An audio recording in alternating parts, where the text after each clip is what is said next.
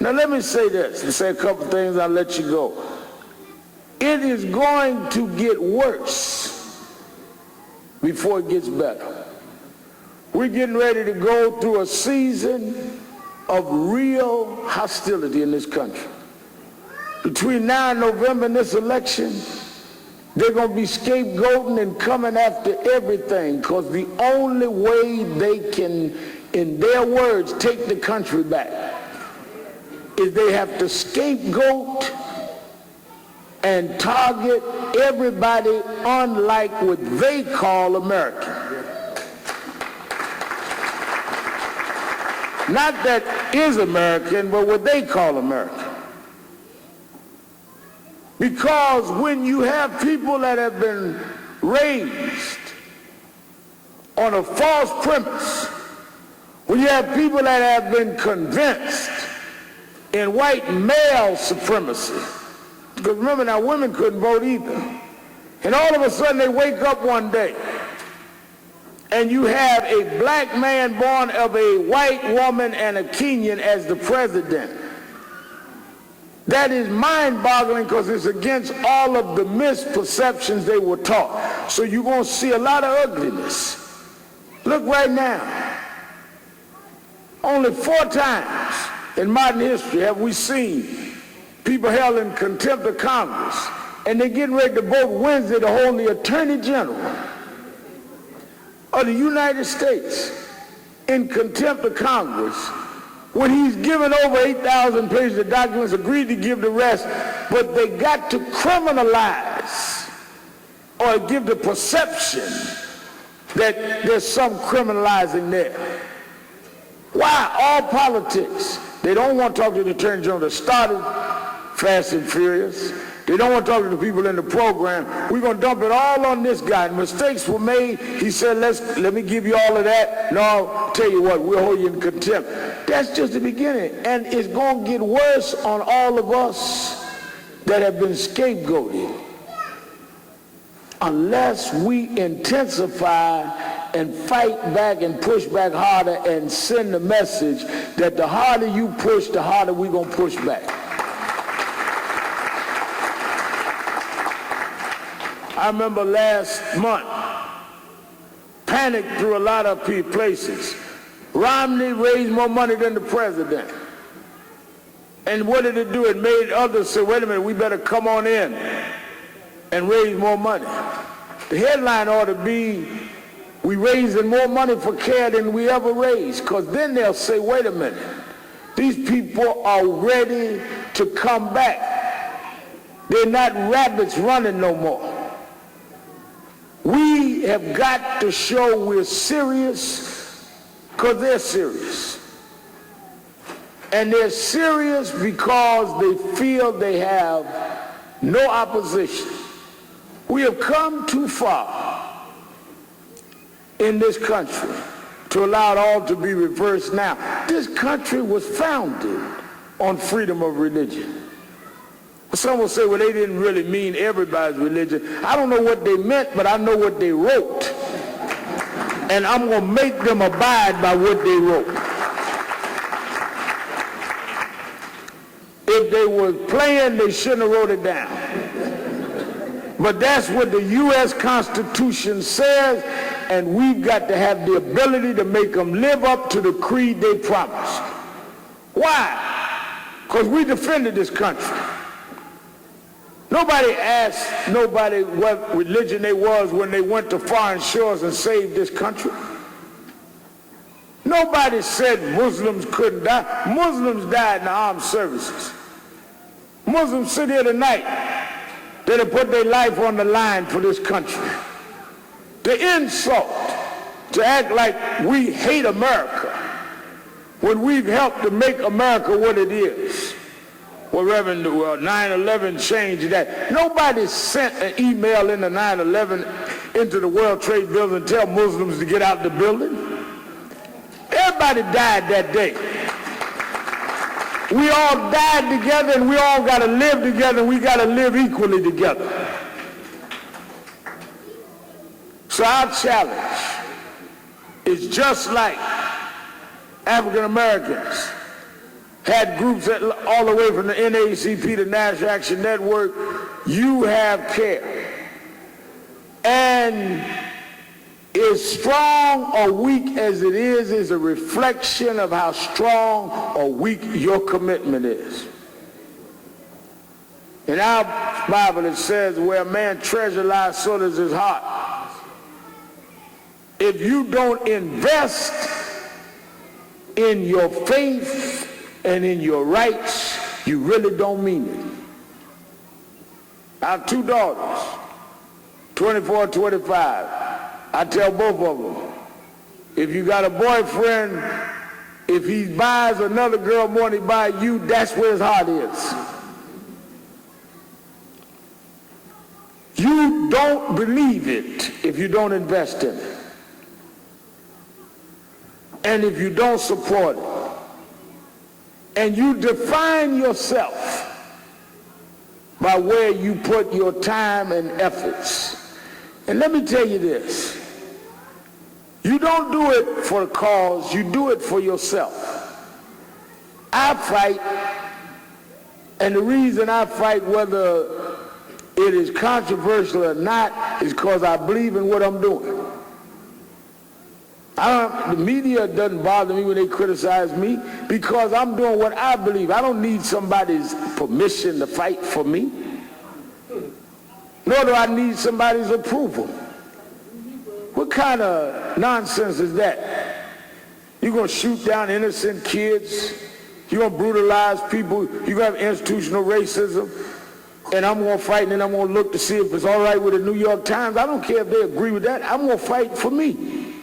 Why? Because that defines who I am. All of us live an appointed amount of time on this earth. Your judgment of your life will be what you did with time.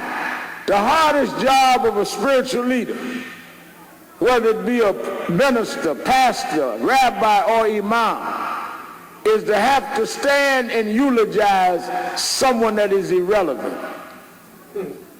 It's a hard job. People live, make money, take care of themselves, die, and we're supposed to get up and hallucinate over you that you did something of value. I mean, you ought to ask yourself, when I go, what they gonna say about me? Most folks shouldn't even have funerals. Most folks should go straight from the morgue to the cemetery. Because there's nothing to say. I preached Michael Jackson's funeral. I never forget the night we was coming out of the cemetery. I'd done the eulogy. We put Michael in the mausoleum.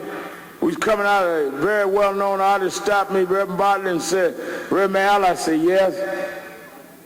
He said, I was very moved by your eulogy. I said, thank you. He said, no, it really touched me. I said, thank you. He said, if I go before you, I want you to do a eulogy for me just like that. I told him, well, you're going to have to give me something to work with.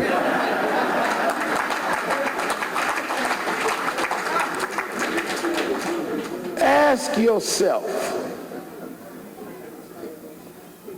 if this is my last day, if I go to sleep tonight and don't get up, what can they say about me? What did my life mean? What did I stand for? How did I show what I stood for? And if you're not satisfied with your own answer, then you need to go to work for you. For you. Look in the mirror and be honest with yourself. Could I have done more? Could I have stood more? Could I have represented more? Because I'm going to be gone more longer than I'm going to be here. And what will it all mean? Did I help make the world and this nation respect and understand who I am? How do I go before God? And he blessed me and I gave back meagerly. Gave you bountifully and you gave back cheaply. I threw a little change at you, God. Give me paradise. You either must not believe in it or you're going to go to work to make it right. People that make and shape history are people that ask themselves why they're here. People that waste time are people that involve themselves in frivolous living, buy big toys, expensive toys, but are not serious about life.